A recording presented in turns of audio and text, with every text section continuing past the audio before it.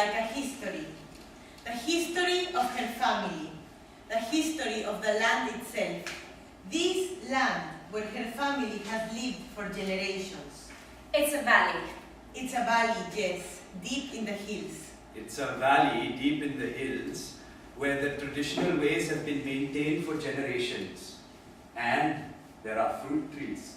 Each child who is born in this valley has a fruit tree planted in their name. In fact, there's a kind of ceremony. A formal, exactly, ceremony. A kind of formal ceremony takes place in the village. And for generation upon generation, this formal ceremony of naming has taken place in the birth of each child. The tree, in other words, have names. The trees have names just as the inhabitants have names. There is the person and there is the tree. There is Anya the woman and there is Anya the tree. The trees have names and so do the blades of grass. Because life is so precious, life is so felt.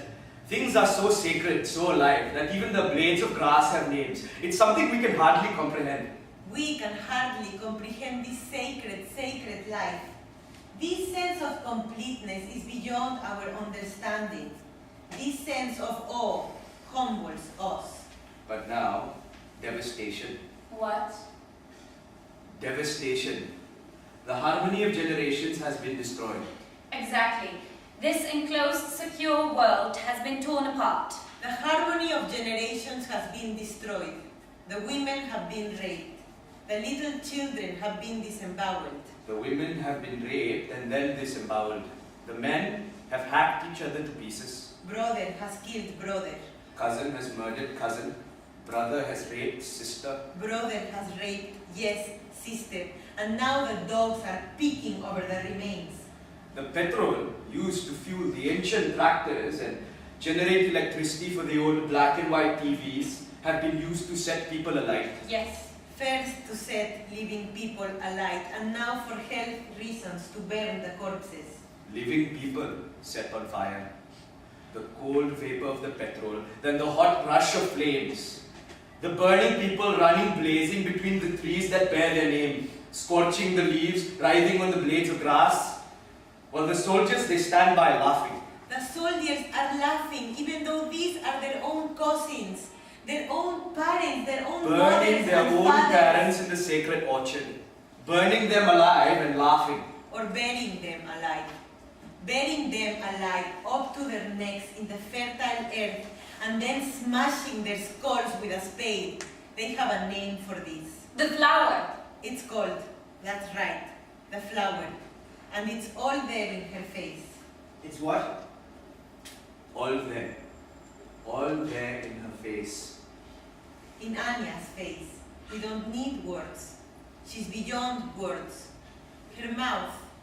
In fact, her mouth trembles, but no words come. The inadequacy of words. The terrifying, yes, inadequacy of words as she stands by a tree covered in delicate white petals. A plum.